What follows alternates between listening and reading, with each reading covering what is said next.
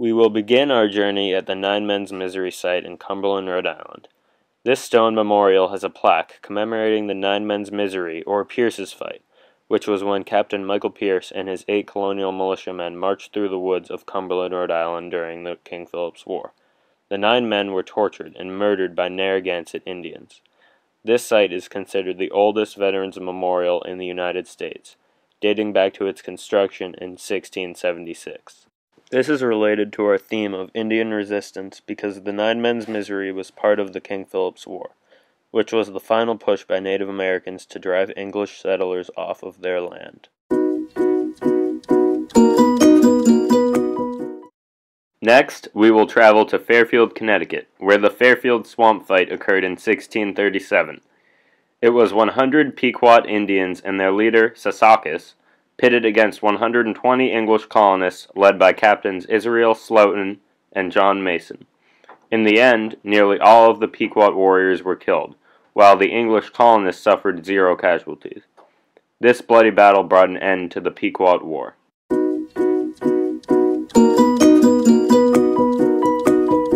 Next, we will visit the Sitting Bull Monument. This site is the resting place for the Lakota leader Sitting Bull, otherwise known as Tatanka Iotanka. When thinking of Indian resistance, Sitting Bull might be the biggest name that comes to mind that isn't Crazy Horse. In 1874, gold was discovered in the Black Hills of North and South Dakota, an area that was designated for the Lakota by the U.S. government following the Fort Laramie Treaty. With the discovery of gold in this area brought the American want to remove the Indians, and sparked the Great Sioux War of 1876. This war included Indian victories in the Battle of Little Bighorn and the Battle of the Rosebud, behind the leadership of Sitting Bull. Next, we will travel to the Wounded Knee Massacre Monument. This monument reminds us of the lives lost as a result of the massacre. The fight sparked when the U.S. Army's 7th Cavalry surrounded a group of Lakota Sioux that were participating in a ghost dance, a religious demonstration that was incorporated into the Native American belief system. As a result, an estimated 150 Indians and 25 cavalrymen had died. Next, we will visit the Crazy Horse Memorial. Crazy Horse was a famous Lakota Indian chief. He stood up against the U.S. Army when they entered Lakota territory, in an effort to exterminate the Indians and alter their way of life. Most famously, Chief Crazy Horse led the Lakota Indians to a victory in the Battle of Little Bighorn.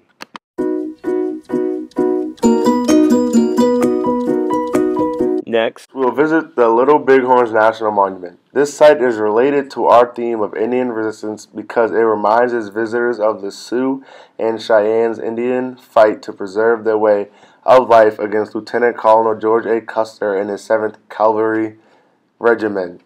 The Battle of Little Bighorns resulted in an Indian victory behind the leadership of Chief Crazy Horse and Sitting Bull.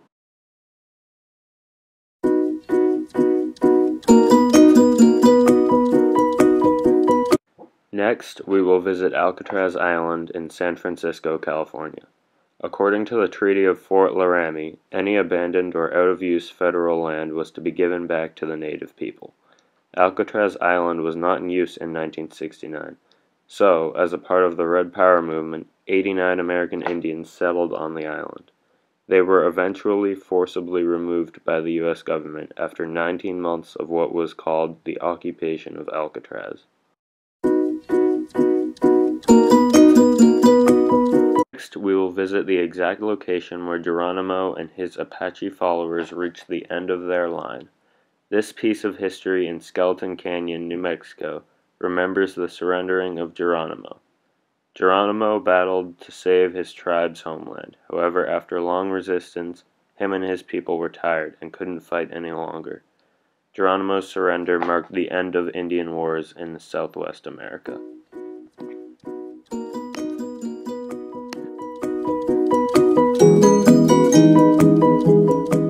Next, we will head to the Sand Creek Memorial. This site marks a conflict between Cheyenne Indians and 700 members of the Colorado Territory Militia led by U.S. Army Colonel John Chivington.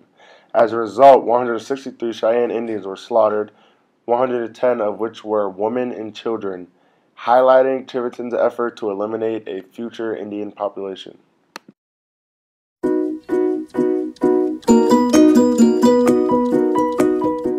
Finally, we will visit the New Haruka Monument in Snow Hills, North Carolina. This site remembers the Tuscarora Indians and their final fight against the British, Dutch, and German settlers in the Tuscarora War at Fort Neo-Haroka. The war began in 1711 and ended in 1713 at Fort Neo-Haroka with the massacre of the Tuscarora Indians. This final battle resulted in the death of 950 Tuscarora Indians. The Indians that survived the battle were granted a reservation in Burney County, North Carolina. However, most of the Tuscaroraans eventually sold the land and migrated to New York.